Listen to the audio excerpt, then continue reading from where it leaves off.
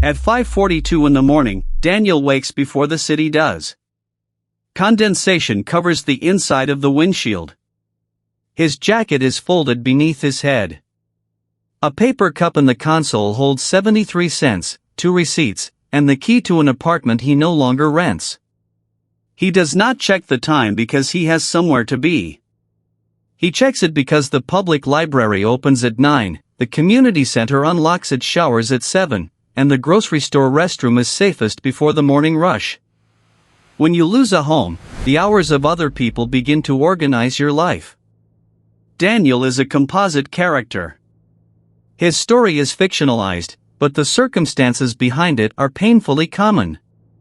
6 months earlier, Daniel's life would not have looked remarkable. He worked the afternoon shift at a regional warehouse.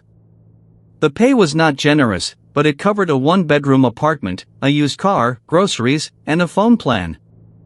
On Sundays, he called his daughter in another state.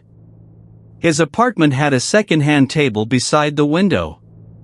A plant leaned toward the light. There were clean towels in the bathroom and magnets on the refrigerator. None of those things felt important while he had them. Security often looks ordinary from the inside. The first loss was not his apartment. It was one warehouse shift. Daniel injured his back moving a damaged pallet. The clinic told him to rest, but rest meant fewer hours. Fewer hours meant a smaller paycheck. The medical bill arrived before his body had recovered. He paid the electricity bill late. Then he delayed the car insurance. He bought cheaper food and stopped answering unfamiliar phone numbers. The following month, rent increased. Daniel was already behind. He asked his supervisor for more hours, but the busiest season had ended. He applied for office work, delivery work, and night security. Every application asked whether he could lift, stand, or drive for long periods. Then the envelope appeared on his door. It did not say his life was ending. It used calm legal language. It listed an amount, a date, and the number of days remaining. By the time Daniel placed his last box in the car, homelessness had already been happening for weeks. Eviction was only the moment it became visible. Daniel told himself the car was temporary. He chose a supermarket parking lot because it was bright and open all night. At 1:13, a security vehicle slowed beside him. Daniel started the engine and drove away before anyone knocked. That night, he learned a new kind of arithmetic. How much fuel could he burn for heat?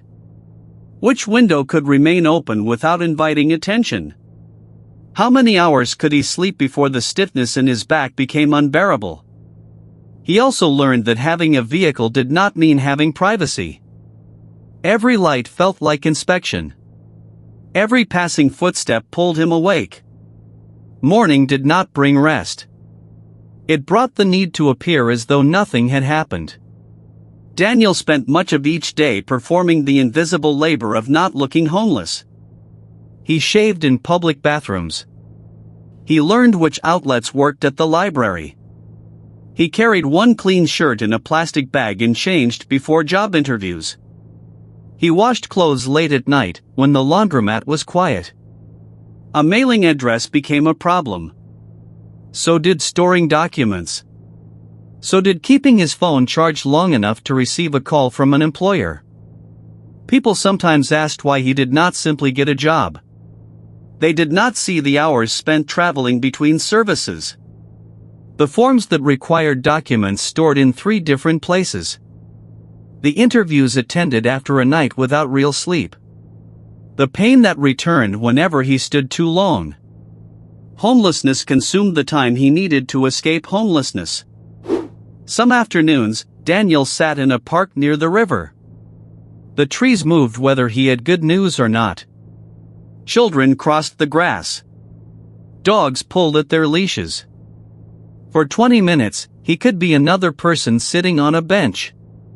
Nature did not solve anything. But it did not ask him to explain himself. The first meaningful change did not arrive as a dramatic rescue. An outreach worker named Elena met Daniel outside the community center. She helped him obtain a mailing address and replace an identification card that had been damaged in the car. 2 weeks later, a property manager offered him 3 short maintenance shifts. The work was careful and slow. Daniel could stop when his back tightened. The money was not enough for an apartment. But it paid for fuel, laundry, and a phone bill on time. Elena added his name to a transitional housing list. There were no promises. There were only forms, appointments, and waiting. Progress often looks disappointing from a distance. Up close, it can look like a charged phone, a clean shirt, and someone expecting you to arrive tomorrow. 4 months after the eviction, Daniel receives a temporary room. The room is small. The window faces a brick wall.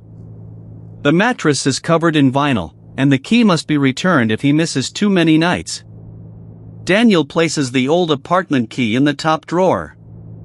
He is not suddenly healed. His back still hurts. His hours remain uncertain.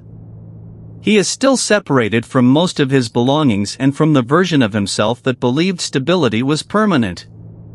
But tonight, he can close a door. Tomorrow has an address. This was an Invisible Chapters composite story, fictionalized, but shaped by real patterns of injury, lost income, eviction, and recovery. Behind every person we pass is a chapter we cannot see.